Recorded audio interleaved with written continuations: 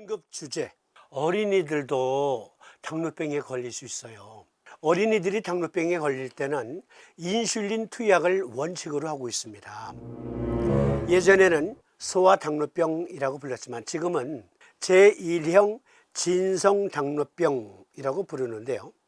간편하게 소아당뇨병이라고 합시다. 어린이가 당뇨병에 걸렸어요. 인슐린 투약을 평생 해야 된대요. 그러한 자녀를 두고 있는 분들을 위해서 긴급 주제, 소아당뇨 자녀 부모님들 특히 주목해서 보아주세요. 먼저 좀 민망한 말씀부터 드립니다. 소아당뇨병이 수명을 18년 단축시킨다는 연구 결과, 아주 민망한 말씀이네요.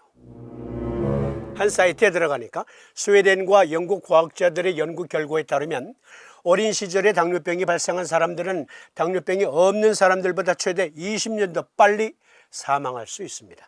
10세 이전에 장애가 있는 사람은 당뇨병이 없는 사람보다 17.7년이 더 짧았습니다. 남성의 경우 10세 이전에 진단을 받으면 평균 수명이 14.2년 단축된 것을 확인했습니다. 란셋지에 게재된 연구 결과에 따르면 26세에서 30세 사이에 질병이 더 늦게 발병했을 때 수명도 남녀를 합치면 평균 10년이 더 짧았습니다. 소아당뇨병, 인슐린 의존성 당뇨병, 사망률 높은 질병이에요. 아주 심각한 질병입니다. 이 수치는 실망스럽고 이전에 알려지지 않은 수치입니다. 이 연구는 합병증과 조기 사망의 위험을 줄이기 위해 조기 진단을 받은 환자를 적극적으로 치료하기 위해 훨씬 더 많은 노력을 기울여야 함을 시사합니다. 적극적으로 치료하지 않으면 안 된다. 소아당뇨병, 인슐린 투약 외에는 뚜렷한 방법이 없잖아요. 이건 소극적인 방법보다 적극적인 치료법이 요구됩니다. 그래서 관련 사업진법을 함께 토론해 봅니다. 인슐린을 투약하는 방법은 주사바늘로, 일회용 주사바늘로 투약 또는 인슐린 펌프로 인슐린의 양을 적절히 조정해서 투약하는 방법이 있습니다. 그런데 경험해 보신 분들 많으시죠. 특히 소아당뇨 환자를 두고 있는 부모님들, 아이가 인슐린 펌프를 달았어 또는 주사기로 인슐린을 투약하다 보면 어떤 경우에는 저혈당 쇼크에 빠질 수 있어요. 인슐린 투여 시 저혈당증, 인슐린 주사는 체내 세포가 더 많은 포도당을 흡수하도록 합니다. 그 결과 너무 많이 투약하거나 잘못된 시간에 주사를 맞으면 혈당이 과도하게 떨어질 수 있습니다. 혈당 수치가 너무 낮게 떨어지면 다음과 같은 증상이 나타날 수 있습니다. 현기증, 언어곤란, 피로, 정신착란, 창백한 피부, 발한, 근육경련, 발작, 의식, 소실, 쇼크가 일어날 수도 있어요. 어쩔 수 없이 인슐린 투약하지만 부작용도 만만치 않다. 오해하지 마세요. 그렇다고 인슐린 투약 당장 중단하고 삼층만 놔, 그거 아니에요. 인슐린 펌프는 대안이 될 수 있을까? 주사기로, 일회용 주사기로 넣는 인슐린, 그것은 습관적으로 넣는 거잖아요. 그런데 인슐린 펌프는 양을 조절할 수 있어요. 인슐린 펌프는 필요할 때마다 인슐린 투여량을 조절할 수 있다는 장점은 있지만 역시 완벽한 치료법도 아니고요. 또 이것은 배워야 돼요. 교육받아야 돼요. 인슐린 펌프의 단점, 그냥 쭉 읽어드릴게요. 인슐린 펌프는 더 비쌀 수 있습니다. 이것은 영국 자료예요. 영국 NHS나 의료보험을 통해 모든 사람이 펌프를 사용할 수 있는 것은 아니므로 개인적으로 펌프 비용을 지불해야 할 수도 있습니다. 그러나 의사는 평소와 같이 인슐린을 처방할 수 있습니다. 매일 4회에서 6회 혈당을 측정하거나 연속 혈당 모니터를 사용하기로 의사와 약속해야 합니다. 식사 및 간식과 함께 투여할 정확한 양의 인슐린을 계산하려면 음식의 탄수화물을 계산해야 합니다. 하루 24시간 몸에 장치를 착용하는 것을 좋아하지 않을 수 없습니다.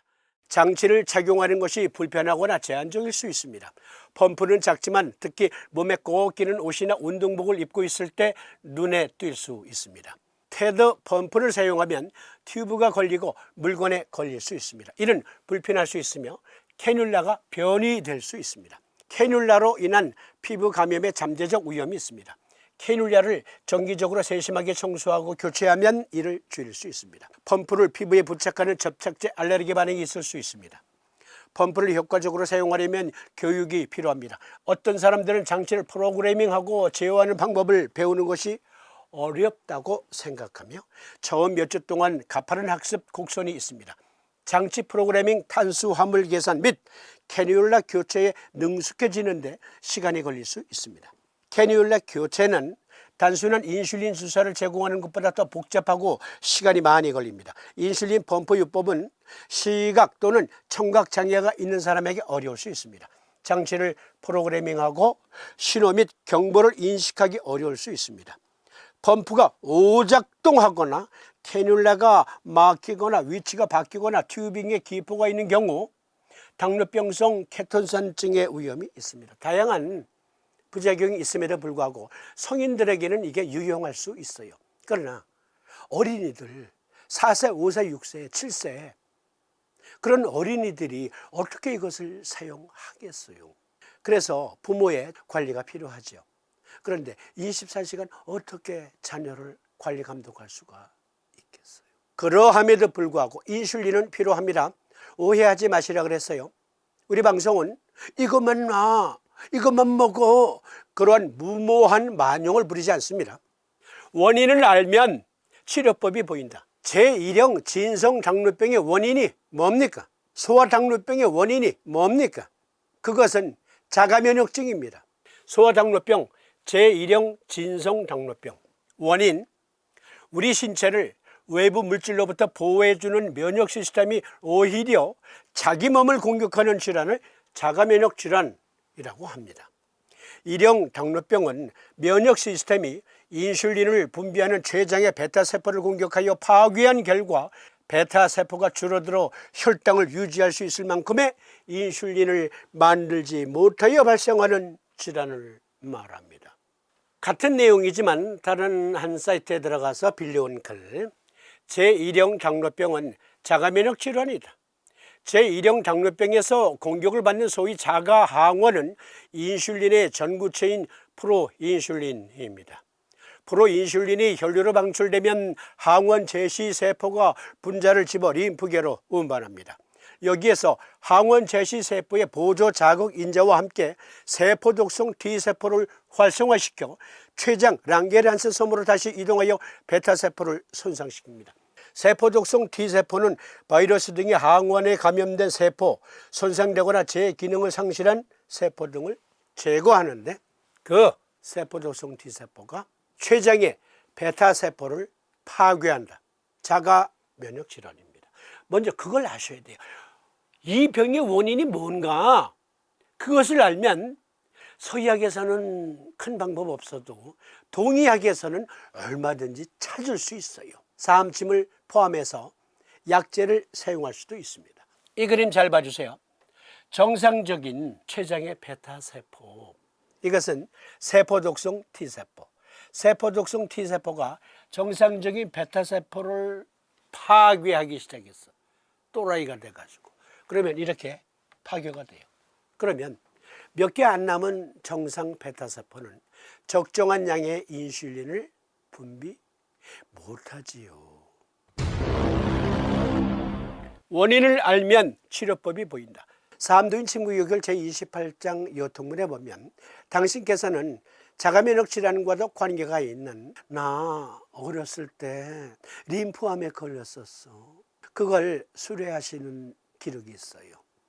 거기에 사암도인께서는 무엇이라고 말씀하셨냐면 자가면역 질환은 항부의 림프절, 겨드랑이 림프절, 사타구니 림프절 등등의 부종, 림프절이 부을 수 있다. 스왈렌 림프노드가 확인된다. 그럴 땐 대장정격서 하셨거든요. 자, 그걸 키워드로 살펴보십시다.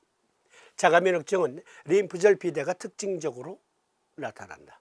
제1형 당뇨병은 목, 겨드랑이, 사타구니 등의 림프절 부종이 발생할 수 있다. 이 그림 잘 봐주세요. 목 부분에 쇄골화 정맥 부분에 겨드랑이 부분에, 사타구니 부분에 등등에 림프절 비대가 나타나는 경우가 많다. 자가면역 질환, 삼두님께서 제시하신 대장청격, 족삼리와 곡지 N극면 부착, 양곡 양계혈에는 S극면 부착하는, 즉 3파이의 1T 네오지늄 연구자석. 아직도 전화로 자석 얼마예요? 자석 사려고 하는데요. 아니, 방송에서 수없이 말씀드렸는데 일단 그거 먼저 말씀드리고, 자석 규격은요, 둘레 3mm, 두께 1mm 네오디늄 연구 자석을 씁니다. 그리고 보사 구분용 막대 자석이 있어야 돼요. 상세한 사용법, 경열도는 삼침자요법 1권에 상세히 설명되어 있으니까 교재를 갖고 계신 분들은 1권을 참조하시고, 교재가 없는 분들은 우리 방송 재생 목록에 들어가면 삼침 기초 시리즈 있잖아요. 네, 거기에 보시면 상세히 나와 있습니다. 그런데 어떤 분들은 아니, 자석 붙이니까 피부 발진이 생겨요. 네, 그것도 병이에요. 알러지 증상이 심한 분들은 몸이 그만큼 녹수로 있다는 거죠. 분비되는 땀에 철분과 결합하면 그 부분이 산화된다. 그래서 염증이 생길 수 있어요. 그래서 우리나라에서 이 은단추에다가 자석을 심어 만드는 것, 이걸 만들 수 있는 단 한 사람이 있거든요. 그분이 은값도 많이 올랐고, 그래서 올려봤자니 그렇고 당분간 생산 안 할래 그랬었거든요. 그런데 어떤 분들이 특별히 요청해서 다시 만들어주기로 했어요. 삼두인 친구 요기를 보면 자가면역증의 제1요법은 대장정격이다. 삼침법에서는 자가면역증에 일단 대장정격을 먼저 생각합니다. 그리고 인슐린 의존성 진성당뇨병은 무조건 자가면역증이다, 조건반사적으로 그렇게 나와야 돼요. 자가면역증이기 때문에 자가면역증을 조절할 수 있는 요법 대장정격을 먼저 놓고 시작하는 겁니다.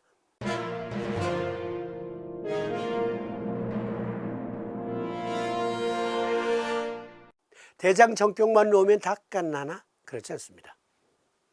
제1형 당뇨병, 특히 소아들의 제1형 진성당뇨병은 외상 후 스트레스 장애가 큰 원인으로 작용한대요. 그래서 이것도 같이 살펴봐야 돼요. 이것은 이어지는 시간에.